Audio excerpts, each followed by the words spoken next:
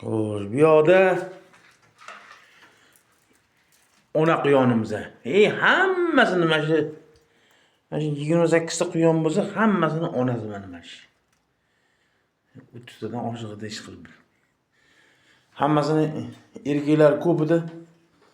10 ta erkak bor edi, unga bunga tarqatib so'yib yedik, ish qilib, bir narsalar qilib, amallar yo'qotib 6 ta dona, 8 ta dona qoldi hozir. 8 emas, 14 ta shunaqa. Endi sizlarga ko'rsatsam, u mana yangi partiya. 8 ta. 8 ta. To'polon qilishini qarang. To'polon qiladi.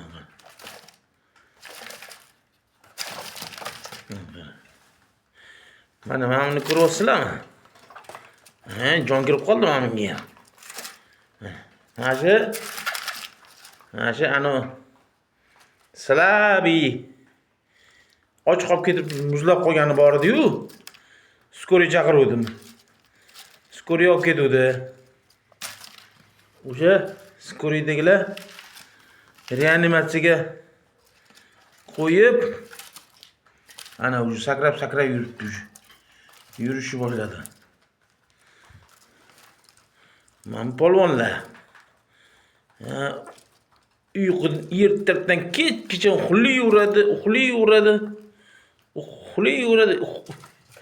Ko'zini ochmaydi. Ochilib qopti ozgina. Ko'zi ochilib qopti. Tak.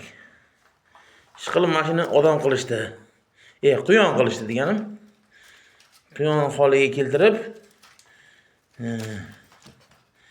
yuradigan qilishdi. Doktorlar baraka topsin. Skoriyda olib ketib, skoriyda olib kelishdi.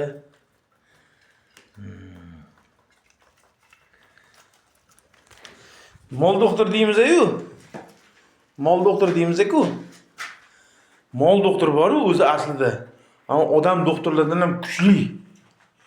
Nimaga bilasizlarmi?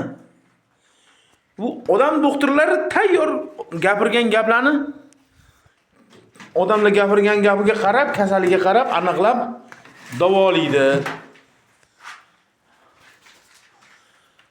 Mol doktorlar na tili bor, na tushuntira oladi, na bir anaqasi bor. O'zi taxminan ko'rib turib, o'zicha xulosa qilib, o'zicha davolaydi. O'shani to'g'ri ko'pincha 80-90% holatlarda shular davolaydi hayvonlarni. Ular odam doktordan ham kuchli doktorlar o'zi aslida. Mol doktorlar. Ishonaveringlar.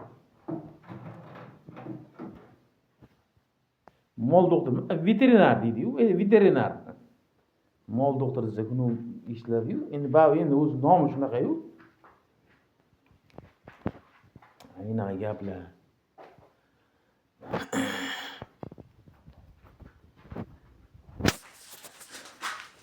Mana bu ham bo'g'oz bo'lib qopti shekilli. Qoni qoppayib ketgan. Ham bo'g'oz, ham tug'adigan shekilli. 3 ta, 5 ta, 8 ta, 10 ta, 12 ta quyonim bor-da, qarchi. Aynan gaplar.